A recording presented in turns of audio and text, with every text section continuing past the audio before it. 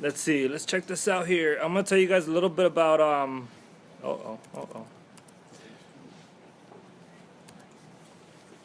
little bit about who I work for, and then I'll tell you guys about where I went to school and kind of like where I've worked over my professional career. And then if you guys ever have any questions, feel free to stop me and ask your questions as we go along. Okay. So, first of all, I work for Nestle. You guys all familiar with Nestle? Yeah. What else do we make other than chocolate? Oh, milk. Milk, yeah. Evaporated milk. Water, yep. Anybody else? Tea? Somebody said tea. Ice cream. Ice cream, yep. Pretty good. Cookie dough. Yep, cookie dough. That's a good one. We make a bunch of stuff. We also make, I'm going to show you guys, we are actually the #1 food and beverage company in the world. We are the largest. And so we're bigger than Pepsi, bigger than Coke, bigger than Unilever, bigger than Starbucks, bigger than Bimbo. We're #1. All right, and I'm going to show you guys a short video here.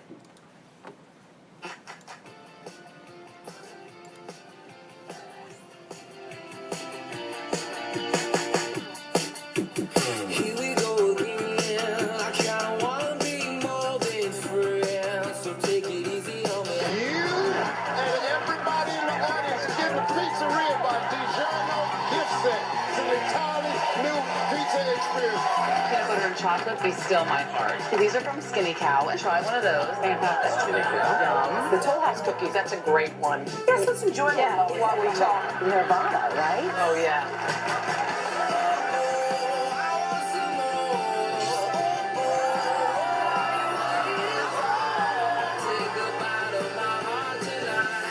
One of my favorite Nestle products is Haagen-Dazs ice cream. Say hello to summer. Haagen-Dazs is handing out free ice cream. There's a new pretzel bread lean pocket that is phenomenal. Always pizza for when the guys come over and we're watching football or basketball games. Hi, I'm Jimmy Kimmel. We learned from DiGiorno Pizzas, the perfect complement to game day, as our friend Guillermo is about to find out. Here's your pizza, handsome. I'm a huge chocolate person, and so cranberry raisinets would be my absolute favorite. I would say one I've probably spent all my money on is the Nestle Toll House cookies. Nestle Coffee Mate. I think their flavors are fantastic. All right, here's my favorite thing. Coffee made that tastes like Girl Scout cookies. Is that unbelievable? San Pellegrino.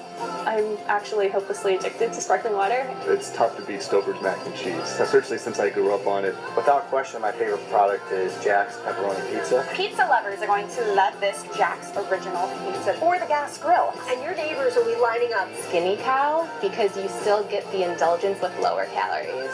New York makes some noise for Carrie Ann and Anna.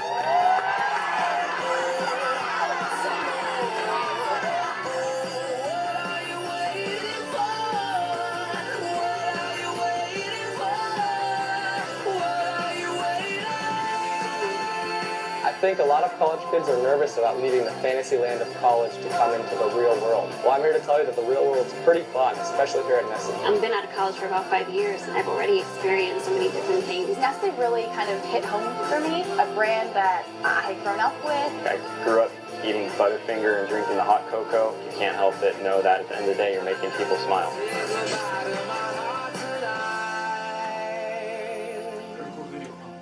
I like it. I want to go work for them now. That's actually what we show our college recruits that we're trying to get to join Nestle. And I apologize because I think this recording threw me off, but I didn't introduce myself. My name is Rene Correa. All right, but it's okay. It's good. We're gonna figure it out here. And so, if you guys notice, one of the guys in there said a lot of college kids are scared to leave the fantasy land of college to join a profession. College is a lot of fun, all right, guys? But I'm going to show you guys a little bit about what I feel the value of an education is, my career history, and a little bit about Nestle. So you guys just saw the video. Now, in that video, there's a bunch of different professions that were labeled under the people's names. Some people were in operations. Some people were in supply chain. There was one guy in there from finance and accounting, which where I'm in. And who else was in there? Let me think. There was a couple people in there from sales, right? And typically you have a bunch of different degrees that kind of feed into those professions. But essentially, you can go anywhere with a college degree. think the president of sales in my group, he was a history major and a philosophy major. So it doesn't necessarily have to be a business major, goes into sales or whatnot, right? It kind of changes around. So just kind of keep that in mind. A little bit about my education. I went to HP High. Best high school ever made.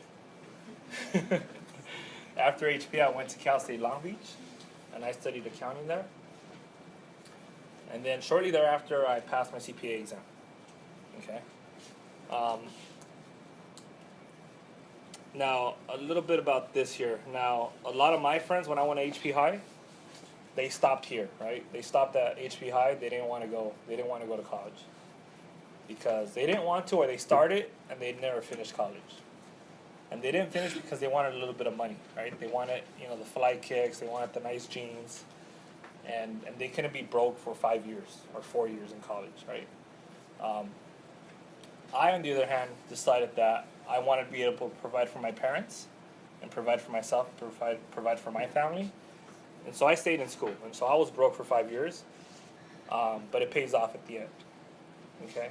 And I think that's the biggest message I want to send to you guys is you guys have to stay in school. There's going to be people in your lives that are going to tell you you don't need college to be successful. And they might be an example of somebody who's successful and didn't go to school. But they're the exception, and they're not the normal, right? And so there are people that do really, really good without a college degree, but that's not the normal route. I mean, that's an exception. And so I would say, yeah, definitely. They didn't need college, but most of us do, right? So I have a little pop quiz for you guys here. So would you rather have $3 million today or a penny in a bank account doubled each day for 31 days? You take a penny? Who takes $3 million? Nobody wants $3 million? Everybody wants a penny? You guys are all smart. I first said the penny. I first said the $3 million myself because I was like, a penny, really? But that's good. I mean, so day one, if you took the penny, you'd have 2 pennies in day 2, 4 pennies in day 3. In day 15, you'd have $163. By day 25, you'd have $167,000. By day 27, you'd have $671,000. 28 is 1.3 million. Then 2.6, 5.3. $10.7 million by day 31. Nobody's ever going to make you this offer here, but it's an example of thinking long term, right? Not being so short-sighted that you lose sight of where you want to be when you're 30, 40, 50 years old. And that's hard for you guys to think about now because you're all very young.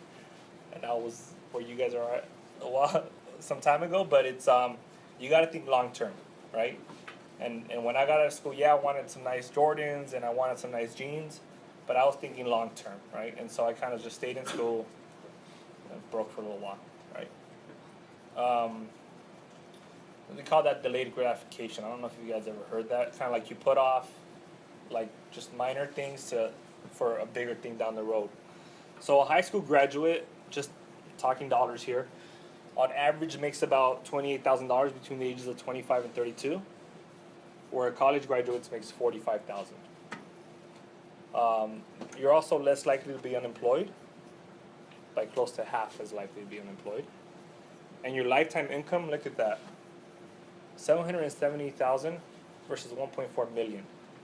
That's over a 40-year professional career.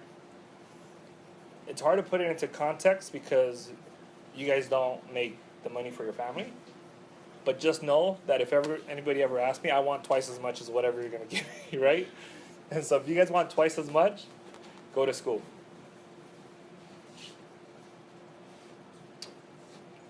A little bit about my professional career. I started at KPMG out of college, and then I went to go work for Forever 21, and then I went to go work for Nestle. So I'll talk a little bit about what I did at each job, and then you guys feel free to stop me and ask me any questions. But at KPMG, I was an auditor, and so what an auditor does, it's a financial auditor, we go into different corporations and different companies, and we sign off on their financial statements. And so we we give them our stamp of approval. And the banks require that sometimes, and sometimes their stockholders require that also, right? To be traded, publicly traded, you have to have your financial statements signed off by a public accounting firm, right? And so I would go in and I would check their financial statements, and I would question any transactions that looked unreasonable, and I would have them make changes if I felt they were required. One of my favorite jobs while I was there was at BMG Music, and so it was cool because I got to see a catalog of artists. So BMG Music is a music label, and they own the rights to certain artists, you know, to their music. And so when artists are first starting off, let's say Kanye West, when he's first coming out, you don't like him, huh? You don't like him? You don't like Kanye? She made a face like, no, not Kanye. When he was first starting off, he wanted money, right? And so who gave him money? Jay-Z, right? He signed with Jay-Z. Is that who he signed with? Right? So Jay-Z was like, all right, cool, I'll give you $500,000, you know? And now it's an advance. And you don't have to pay me back, but I'm going to own this much of your music, right? So he owns very little of his music. But Jay-Z was saying, like, I'm going to make my $500,000 back from the music, right? Where there's times that it's not a Kanye West, it's somebody else who bombs, right? And so if Jay-Z had that $500,000 as an investment in his portfolio, and I went to go audit him and it was an artist that bombed, I would be like, no, you got to write that off. Like, that's not worth $500,000 anymore. You're never gonna make your money back. If it was Kanye West, I'd be like, all right, he'll make his money back, right? So that was kind of cool because I'd be able to go into their CFO and I'd be say, dude, all these artists are whack. You got to take them off, you know? And other times I'd be like, oh, cool, Ghostface Killer got this much money? And it was kind of cool. That was one of my favorite jobs there. At Forever 21, you guys know Forever 21, right? So I was in charge of their finance and accounting department there. And so what I did there is, I oversaw a bunch of different areas. I oversaw lease administration, so kind of being able to identify good malls to go into, and being able to identify malls that we wanted to get out of, or malls we wanted to close a store and build a bigger one, right? So I got to look at store P&Ls and look at which stores were making money and which stores weren't making money, which stores could make more money if we build a bigger store, and so that was my job at Forever 21. And at Nestle, what I do now is I do a lot of what I did at Forever 21. It's very much the same. I kind of do just budgeting, forecasting, making sure that we have enough money, and call out any savings that we may have at the end of the year. Any questions on my profession so far? No questions? All right, good deal. Another reason to stay in school. This is a map of where I've traveled to. I think I have just about everywhere covered, but I'm not sure if I might have missed a couple cities, but I think I missed a city in Colorado. But this is everywhere I've traveled to for personal, private, for work, and for both personal and work. And so everywhere in blue is I traveled for work, right? So I've been to Arkansas, I've been to St. Louis, I've been to Chicago, I've been to Cleveland, Ohio, I've been to Jacksonville, I've been to North Carolina, and I've been to the places in purple where I've gone for work and for personal, right? But I wanted to show you guys this map. Is if you guys ever want to kind of travel and see the world, you'll have a more likelihood in doing so if you stay in school and go to college and get a degree, okay? I've been all through Mexico. I've been to Mexico City. I've been to Zacatecas. That's where my parents are from. I've been to Cabo. I've been to Puerto Vallarta, Cancun, Guadalajara, Mazatlan. I've been to Costa Rica. Again, I don't think this would have been possible had I not. I would have been able to get to a few places, but not as many as are up here now, right? I've also traveled to Europe. I've been to Dublin, to Amsterdam, to Prague, to Rome, and to Barcelona. And I'm not trying to show off, you guys. I'm just trying to say, stay in school because it pays off. I was broke for 5 years, but I did it because I had a vision of what I wanted to do when I grew up.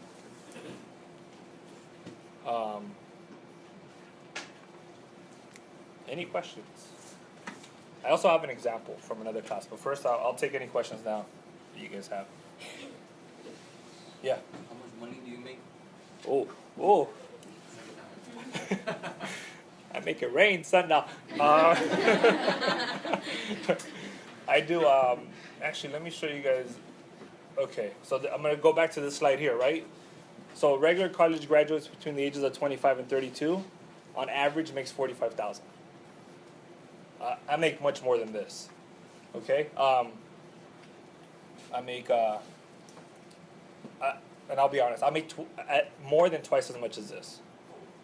More than twice as much as this. Okay, I'm not gonna tell you how much, but I make more than twice as much as that. Any other questions? It took a lot of hard work though, guys. Believe me, a lot of long hours at KPMG, 12-hour days. But you know, when you're young, you have the energy to give, and I think it's important to know that. And I mentioned in the other classes that when you're looking at professions and look at what you want to do, you want to take on into consideration. You want to take what you have a passion for, but also are you going to be financially stable, right? And so where you might not think some jobs don't pay as much in the front end, you got to look at total compensation, because people in the public sector, for example, if you're a firefighter, you're doing pretty good because you make pretty good cash now, and you have a pretty good retirement program, right? You get a pretty good retiree medical.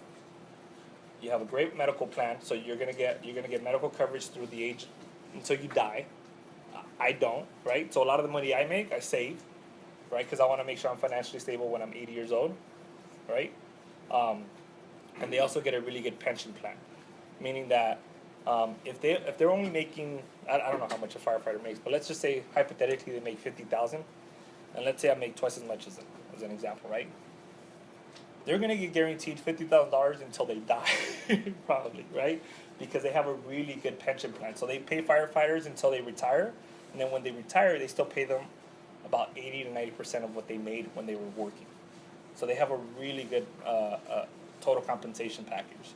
So don't just look at what you make now. Look at, if you have an interest in a profession, look at, what do they get paid total compensation wise. That would be my one suggestion. Any other questions? Are you happy with your life right now? With my life? Yeah, that's deep. Jeez. That's deep. Well, I'm an alcoholic. No, I'm just kidding. No, I got baby mamas coming after me. No, no, I'm really happy with my life. Thank you very much. Thank you for carrying me. No, I am happy with my life. I think it's good. I think, and I'm gonna kind of change the answer a little bit, but just because I have two older brothers, and they both went to education. And I was envious of them for a while, when I was first starting off in my profession. But I knew this wasn't my calling. I knew education wasn't my calling, so I didn't do it. I didn't follow in their footsteps. But I was envious because they got to touch people's lives, right? They got to talk to kids and hopefully influence them to do better for themselves, right? Where I didn't, right? I had to work with a bunch of suits, right? And so, but then I got to a place in my career where I was hiring people, right? And I'm managing people now, and I'm mentoring people. And so I get my gratification on a personal level from that, right? Because now I get to hire who I want to hire, right? And I get to hire people that are from my community if they're the best for the job. I'm not going to hire you just because you went to Southgate if you ever come look for a job. But if you're the best person for the job, and let's be honest, sometimes you can't tell the difference between two resumes. I might pick somebody from Southgate because, it's like, hey, it's kind of a toss-up, right? So, so that's where I kind of, that's where I've seen some personal gratification there. Any other questions? How many years did you go to college? I went to school for 5 years. So and the reason for that was I think it's getting tougher and tougher now to get the classes you want. But when I was there, I could have got out in 4 years had I tried hard enough. And but also I worked part-time all through school. And then my last year and a half, I worked full-time. And so even if you're broke and you're like, I got to make money because my parents can't support me, there's a way to get it done. Even if you have to work part-time, if you have to work full-time, there's a way to get it done. I never lived on campus. Some people have great college stories, and that's awesome. I had a blast, but I didn't have your typical college, kind of what you see in the movies kind of deal. You know, I didn't dorm, I didn't do all that stuff. It's a little different. Any other questions? So, as you work longer, you start to earn more money. What kind of life improvements happen when you start earning more money? Oh man, I go to all the awesome bars. No, just kidding. No, I go to. He's like, what the hell is this guy telling the kids? No, my life improvements have been, I've been able to provide for my family, provide for my parents. I'm going to Game 7 of the Clipper game on Saturday. So I have season tickets to the Clippers. I have, I share them with 3 other guys, but still, I could say I got Clipper season tickets. So I got, go to Clipper games, I go to Laker games, I go to Dodger games. I'm also sharing a season pass for the Dodger game, for the Dodger team. And so those have been some like kind of like the fun stuff, right? And then financially, I think just knowing I have that peace of mind that when I get old, I'm gonna have a nice chunk of change to live comfortably, right? And so I'm not your typical. There are other guys that spend a lot more than I do. I'm pretty frugal, and so even though I say I'm popping bottles, I really don't pop bottles.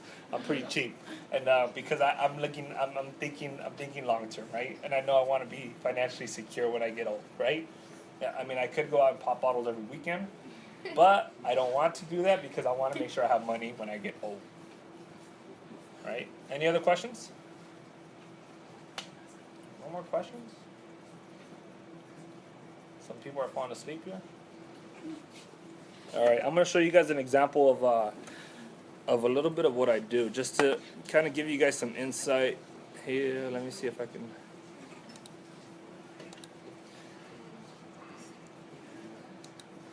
And I didn't want to give it away, but let's say if somebody told you you can spend $1 million and it would make you $3.5 million in sales. So if I'm a Nestle finance manager and somebody comes to me and says, I got this option, right? I can hire this company, they're going to go in and do some merchandising for us at stores, at Food for Less, at Superior, at wherever else, and it's going to generate $3.5 million in sales. You want to do it? You know, then I'd be like, wow, okay, maybe, you know. You'd think, well, why not? $3.5 million. You only spent $1 million to make $3.5 million. You're like, well, you know, that's kind of my job, also, right? I kind of have to look at some of those projects and say, does it really make sense financially, right? Say $3.5 million in sales at retail, right? When what you pay for at store, the retailer has a margin, right? So they have to make money off what they sell you, right? So Food for Less has to make money. So let's say they make 30% off of everything they sell you, right? So that means that Nestle's only getting about $2.5 million in sales, right? But then Nestle also has to pay for the cost what it costs us to make the product, right? Nothing's free, right? So it costs us about our gross margin's only 40%. So we're only really making, out of these many sales in store, we're only making $980,000. So if you're asking me to spend $1 million to make this, I'm gonna say no way. I'm not gonna no, and I'm gonna reject your request, and I'm gonna say get out of here, get out of my office, get out. So that's just kind of an example of what I do, right? It's kind of looking at investment opportunities. People bring projects over to me all the time. They say, hey, what do you think? Can we do this? And I'll kind of analyze it, and I'll say yes, no, maybe so. We'll see. We'll figure it out. But that's kind of what I do. I think I just showed this because somebody in the last class asked to see more kind of tangible workings and whatnot. Any other questions? You guys all want to go to school? Everybody going to college? Raise your hand if you're going to college. I want to see a hand that's not. Raise your hand if you're not going to college. You're not, what? No, that's good. That's good. It's going to be hard in the beginning, for sure. It'll be difficult, but you guys have to. And then some other points I wanted to make is you have to be good at just about every subject. Don't think like math is my thing and I'm just going to be really good at math and not worry about English and not worry about history and not worry about everything else. You need to be good at writing for sure, because if you're going to get into a senior management level in any company, you got to be able to communicate with people. You have to be able to write a letter. you have to be able to write emails, and none of this hashtag, smiley face, whatever stuff, right? Like real professional emails, right? With capital letters and periods, right? and so you guys have to learn. So you have to be good at English. You have to be good at history, just to be able to talk to people intelligently, and you have to be good at math. That's one of my benefits, is that a lot of people that I work with aren't really good at math. And so they see a number and they're scared of it. I'm like, cool. Job security for me, right? But if you're good at math and you're good at English, those two core subjects, you should be good at everything else, history and everything else. But if you're good at those two things, I mean, you'll go a long way. Any other questions? No more questions? No more cheat sheets? How many of you are freshmen? Raise your hand. And sophomores, raise your hand. Oh, wow. Juniors, seniors. What kind of advice can you give freshmen to survive high school? To survive high school? Oh, man. To survive high school. You guys scared of high school, freshmen? You guys getting the hang of it? Getting the hang of it a little bit? It's okay. It's like whatever. The whatever? Yeah. Forget the seniors, huh? I was going to say something else, but we're being recorded right now. Now, I would say my biggest mistake, even though I had brothers that went to school before me, nobody ever talked to me and said, yo, focus on your grades, focus on your grades. And by the time I was like ready to apply for college, I was like, damn, I should have tried just a little harder, And that's the thing, I think that's the biggest advice I'll give you guys. Give that little bit of effort. Just that little bit of effort. Put down your PS3, put down your Xbox, stop chatting with your friends for half an hour to an hour a night, right? Whatever you already do now for school, keep doing it, and then add another half hour to an hour a night. That's what would be my biggest advice, all right? Because it's about thinking about where you want to go to school. And if you think you're going to get into a good university with, B's and C's, it's not going to happen. So it depends on where you want to go to school. If you want to go to a JC, you can kind of, but I think you want to build a habit of studying, and you want to build a habit of reading, and so that would be my biggest advice as freshmen, is it's not too late. So regardless of how you did in junior high and elementary school, change who you are. Don't be who other people expect you to be. Oh, I got a meeting reminder. All right. Don't be what other people expect you to be, or what you've been in the past 10 years of your life. It's never too late to change. The juniors in here, you guys all know where you're going to school? Who's a junior here? You guys are going to school though, right? Yes? Yes? All right, good. Yeah. But yeah, you freshmen, you gotta start now. This is your freshman, sophomore, and junior years, most important years.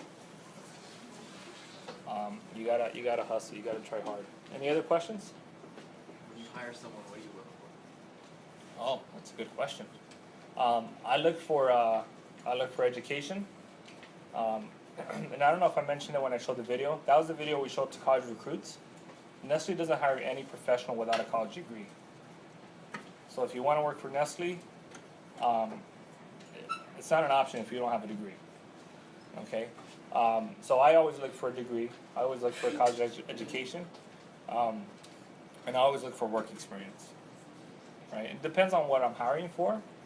But and that's where I would highly recommend you guys look for internships when you guys, I believe somebody said there's internships available to you now, possibly, and then when you get into college, right? Because if you guys all graduate and you guys all have the same resume, what's going to make you different from the person next to you is going to be your work experience. And so even though I worked through college, I was able to develop some work experience in my profession. So I worked for a business management firm. And then I worked for an event marketing firm when I was in college, but doing their accounting and doing their finance. And so when I went to go apply at KPMG, they were like, well, this guy's been working for the last 2 years, and he passed the CPA exam. Even though I didn't have the grades, I had this professional experience that, they gave me the job at KPMG. So so when you guys go to college, make sure you guys look for internships, and make sure you look for, maybe your first couple years, your first year you can kind of chill, but after you guys start looking for internships for sure. When I started school, I started off working at the student store at my school. It was fun, a lot of fun. For you guys that are kind of on the fence about going to college, trust me, it's a ton of fun. It's like Project X times 5. Any other questions? I went to school at Cal State Long Beach. My last 3 years. My first 2 years I went to Cal State Northridge. No? Too far, huh? Nothing. Well, and the only reason I changed, I love the school. The only reason I changed is because I was actually thinking about going to. I got accepted to go to Colorado, the Buffaloes. I decided not to go to Colorado a little bit because I was scared of dropping out. I didn't want to pay a bunch of money and then drop out of school. So the reason I transferred out of Cal State Northridge was because it was right after the earthquake. And so I was having classes in bungalows. And I was paying all this money and going to classes in bungalows. And I was like, wait a minute, there's something wrong here, right? And so I eventually said, you know what, this is fun, but I gotta go to a school that's not kind of half beat up. So that's why I moved to schools. You ever played football high school? Yeah, I did. I played basketball. All league, first team, 2 years. What? You made a face, so you don't believe me, huh? You want to play? Position you I was a 3. I was a wing guard. Yeah. Yeah. I should have brought my all league certificate. What's up? You never played no football? I didn't play football. No. The basketball coach wouldn't let me. He said I was too valuable to the team.